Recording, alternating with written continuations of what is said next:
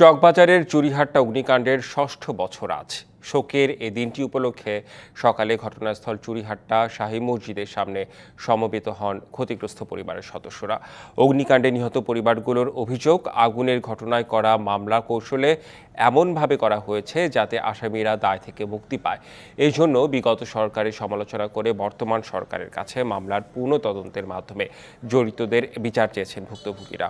আগুনের পর রাষ্ট্রীয় ত্রাণ তহবিলে বিভিন্ন ব্যাংক থেকে আসা ৩০ কোটি টাকা ক্ষতিগ্রস্ত পরিবারগুলোকে বুঝিয়ে দেওয়ার দাবি জানানো হয়। বিগত সরকার ক্ষতিগ্রস্ত পরিবারের সদস্যদের চাকরি দেওয়ার কথা বলে কয়েকটি পরিবারকে চাকরি দিলেও তা অস্থায়ী চাকরি। ঝুঁকিপূর্ণ বিল্ডিং কিভাবে আবার প্লাস্টার করে ভাড়া দিয়ে ওরা কি সুন্দরভাবে চলতেছে, আর আমরা কেন এমন অসহায় রয়েছি? ৬ বছরের মধ্যে আমরা কোনো বিচার পাই নাই।